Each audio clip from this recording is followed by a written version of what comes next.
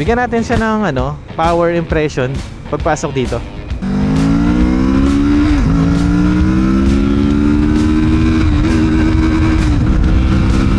Boss, thank you Nakasana torque.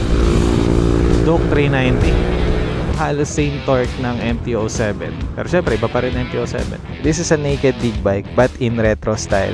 Ang ganda, ang swabe.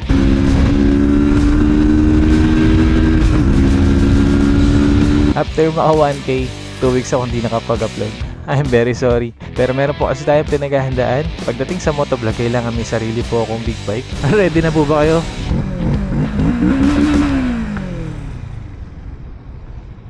This is the Kawasaki Z650 RS 2023 model. Bagong unit ng Auto Garage na ipapareview sa atin. Maraming salamat muli Auto Garage.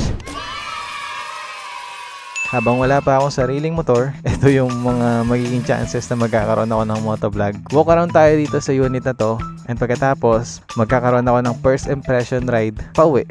Gamit tong Z650 RS na para sa aking baby. Mukha to tricycle.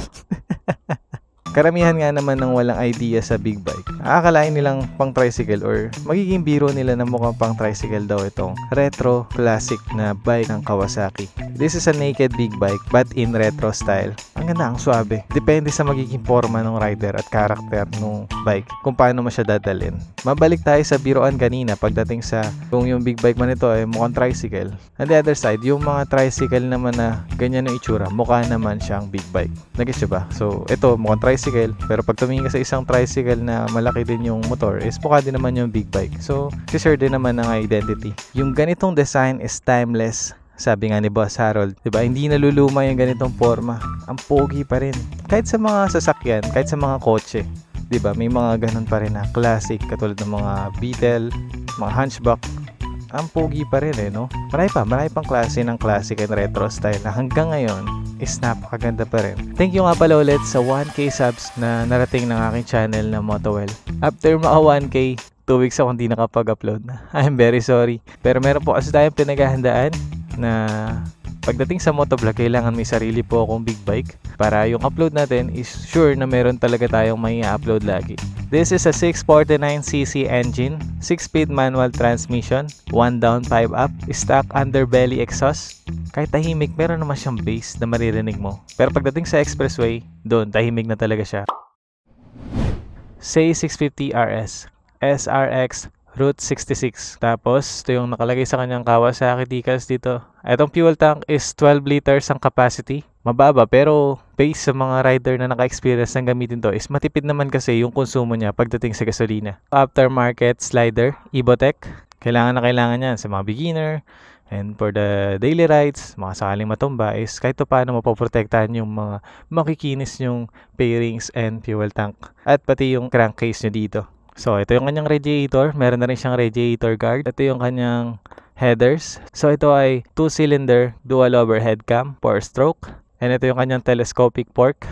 So, hindi siya inverted. Ito yung standard. Makikita natin sa lahat ng motorcycle. Yung inverted po kasi is mas maganda na yun compared dito sa telescopic fork. Mas maganda na yung performance niya. Ang preno natin sa harap, dual disc brake with 2-piston caliper. Ito, Nissin yung brand.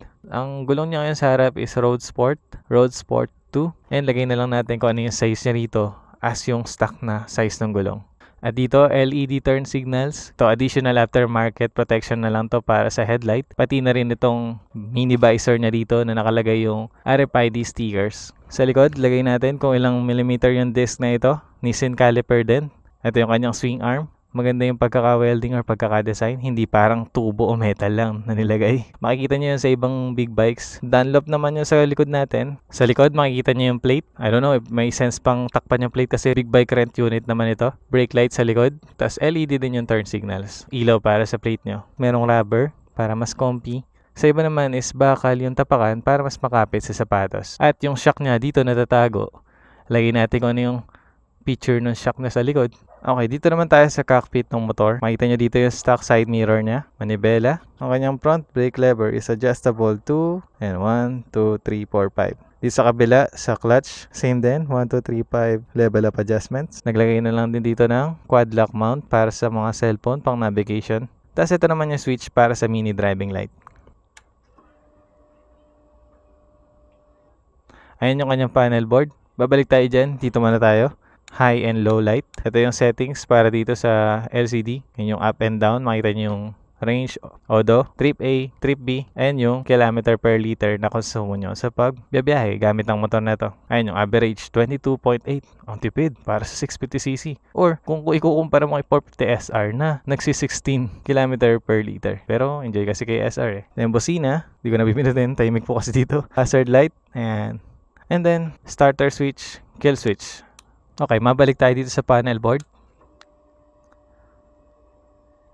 Makikita nyo dito ang kanyang speedometer, ABS indicator, check engine indicator, neutral indicator, tapos gear shifting indicator yata to, RPM indicator, and fuel indicator, temperature, gear indicator, meron ulit indication dito, battery and temperature, warning indicators, clock or orasan. Tingnan nyo po, kahit na classic design na yung tachometer or speedometer nito, yung ilaw niya is, doon mo mararamdaman na modern na to, na kahit pa paano is bago naman yung dating nung classic retro bike na ito. Hindi naman siya luma, tignan no.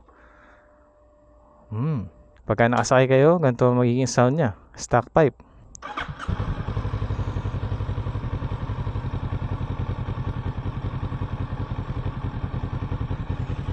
Narinig niyo po ba? Pag binomba natin.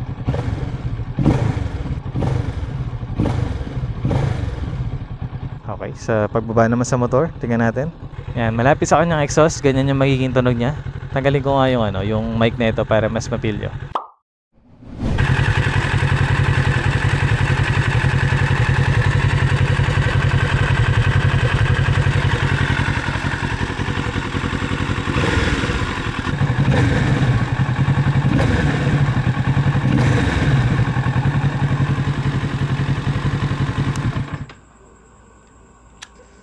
Boss. Hindi natin Hindi natin ma-soundcheck dito. Oo.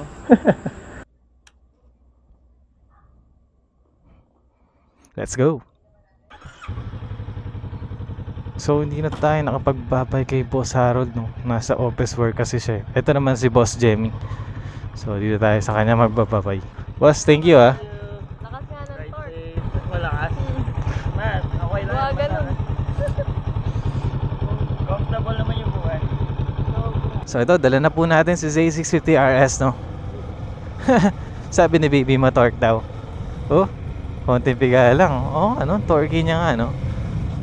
Pero kung mag-upshift naman kayo hanggang third year is mababawasan naman yung torque na yun para chill ride lang yung bawat piga nyo sa silinyador. Ang gamit nga pala natin yung camera ngayon is yung Insta360 Ace Pro. Kaya ang liwanag ng gabi sa kuha natin no.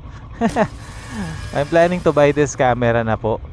Hindi lang dahil sa featured na malinaw siya sa gabi na meron siyang pure video, kundi dahil mas buhay yung tunog ng motor pagka ito po yung gamit ko. Based din sa mga napanood ko sa comparison sa YouTube, is mas maganda yung sagap ng audio nito next to the GoPro. I think GoPro pa rin kasi pagdating sa audio eh. Kaya lang ang problema pagdating sa dilim is kulalat na si GoPro. Sa umaga, I think GoPro pa rin. Sa reliability, number 1 para sa akin is yung si DJI Osmo Action 4. So the feeling with this bike is para lang ding CB yung power pero different sound. Matorque, yeah. Lakas. Displacement 650cc di ba? Pasensya na nga pala kung wala akong gloves ngayon dahil nakalimutan ko kanina kakamadali. Nag-uusapan pa naman namin ni Boss Dos J kanina na pagka nagmumotor nang walang gloves, isang pangit tignan para nakaubad. Yun pala, makakalimutan ko mag-gloves. Ay. So, u-turn lang tayo dito dahil tayo ay mag-NLEX para may makita pa rin kayo sa way natin. Di ko lang naabot masyado yung signal light niya. Parang malayo sa kamay ko. Ingat tayo sa mga truck dito. Wow. I think kailangan ko na maggilid-gilid dito. Parang di na mauubos to. Makaka-timing yata tayo.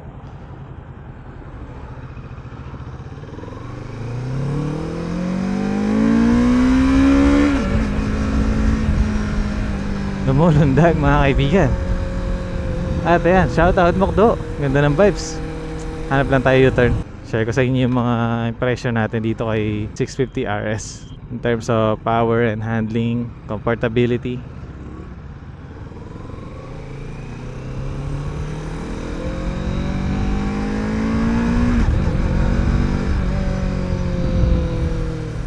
Parang CB lang din yung dala natin eh.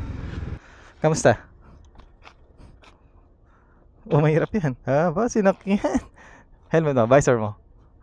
Visor mo. Yan po yung itsura niya sa aking baby ng height is 5'2". Kaya mo tayo? Hindi. Umalis tuloy. So, check ko lang yung footage ba kasi hindi ganun yung audio okay. Para hindi masayang yung gabi natin para sa ating content tonight. Hoy, shoutout boys, ganda. Okay ka na baby, tara na. Alright, okay, let's get back with the bike. Makikiramdam tayo ngayon sa'yo, si 650 RS. Papasok tayo ngayon ng expressway kahit na pwede namang hindi na kami mag-expressway kaso puro truck nga lang kasi dito eh.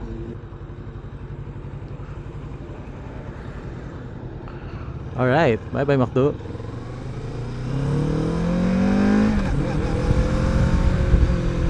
Parang solid niyang gamitin na madali lang. In terms of solid, yung hindi ka sasablay sa shifting mo sa bawat gearing. Ang ganda nung gearbox niya. Malayo yung pagitan, hindi sobrang nipis para lumagpas, para mag-miss gear. Saka matigas, solid. Hindi kailangang manipis na manipis. Parang ganon. Una ko wina-worry is parang hindi siya bagay ilikot-likot. Pwede naman konti. Tapos parang chill lang ulit after. Yung sabi ni Boss Harold and Boss Jemmy, meron tong halos same torque ng MT-07. Pero syempre iba pa rin MT-07. Parang ganun lang. Sabi nga rin naman ni Baby pag ang kas niya is ma-torque. Galing ng bebe ko. May alam yung term na torque. Ano ba to? Nakamura o Kamakura. So ito po ay Balagtas exit. So sabi ko nga kanina, parang naka Honda CB650R lang din yung torque and power niya pagdating sa low to mid power. Ganda. Signal tayo, punta tayo ng cash lane. Saan daw yun, no? RFID. Okay, dito.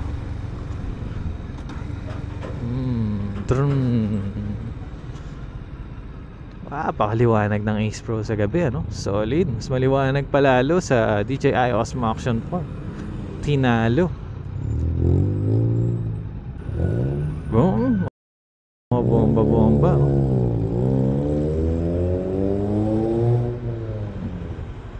Napalagay ko lang muna kay baby yung ticket. Bigyan natin siya ng power impression pagpasok dito. Konti na lang yung gas, pero buti na lang nakalagay dito yung range kung ilan pa kalayo yung ina yun, Ayos. Ready na po ba kayo? Si CB, kaya nating isagad ng hanggang 90 kilometers per hour ng first gear. Ito parang hindi kakayanin dahil sa lakas ng vibrate. So ingat po tayo. Ito yan Duke 390. Okay, tingnan natin kung ano magiging takbo natin dito.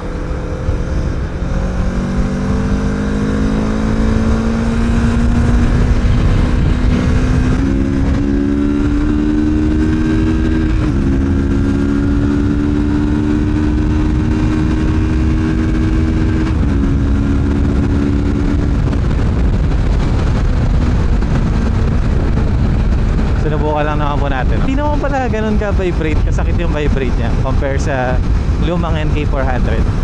Pero take note, yung bagong NK400 is wala siyang vibration. Yung version 1, nakaramdam kami ng grabing vibration dun eh. So dito, may vibrate siya pero konti lang yung pagitan, hindi sobrang laki, no?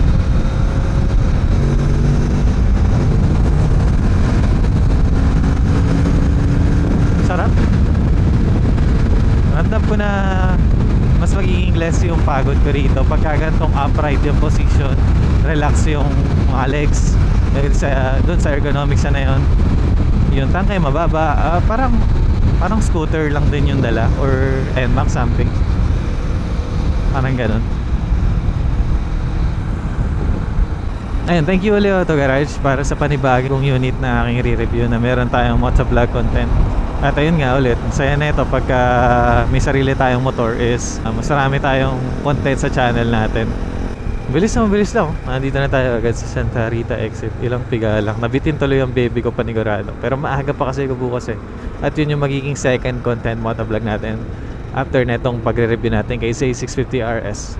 Ang word na masasabi ko rito para sa review and impression na to is madali, simple yung magiging biyahe nyo pagka ito yung dala nyo. And then sa other comments ko pa dito is abangan na lang po natin sa aking paggamit nito as pang daily or bike to work. Kamusta yung power pag nung tinry natin kanina? Solid din no? Oh, gulat nga, napakapit. Pero ilang beses din siya nag-limiter sa akin. So parang nabitin din ako sa RPM na yun. Nawawalan siya ng power pag na-reach siya na yung 12,000 max RPM. Ano yun? Hindi na kaya ng motor. Nabubulunan na. Set na rin ng motor, nakaset na rin sa ECU. Para di sumabog. Ayun, lakas din. Yung hangin, sakto lang. Yung vibration, kamusta? Wala na. O ba? Kayo meron. I think depende sa gearing, mararamdaman niyo yung vibration ng motor. So, second gear natin nawala daw. Sorry. Kasi ilang gear, anong gear na to? Third gear. So, nakawala naman yung niya, vibration.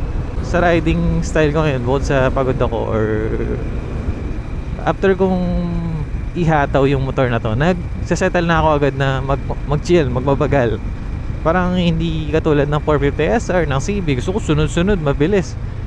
Eto, matututo kang makontento. Parang gano'n.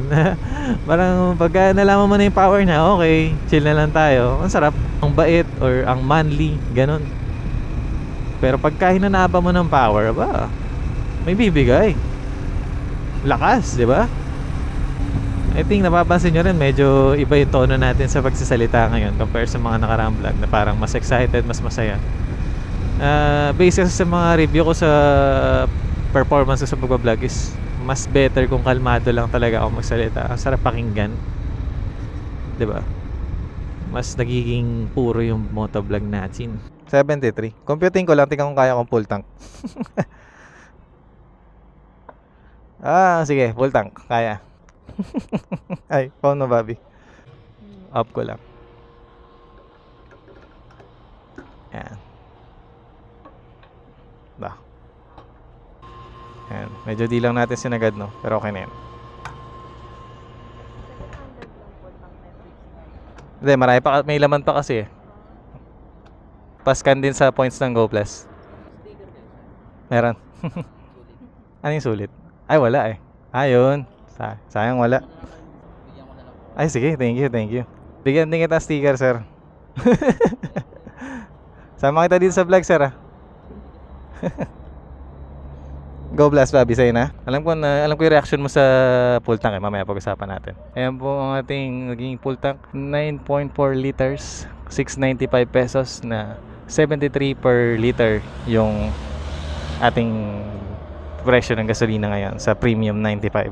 At medyo nagulat po ang ating bebe. Anong kotse daw? Hindi naman. Layo pa rin sa kotse. Pinakamahina na yata 30 liters doon. Sulit ang bawat trip sticker. Okay. Kaya lang di ko siya madidikit dito sa sasakyan. Tatabi ko lang muna. Ayos to So, April 1 to 30, 2024. Sayang patapos na yung April. Pero tingnan natin baka may makuha pa rin tayo. Mga windows lang siguro kanina noon expressway na bumibira-bira tayo dahil hindi ko nalapat yung helmet. Bad shot. Sagad yung bar, iwan yung temperature. Solid, daming laman.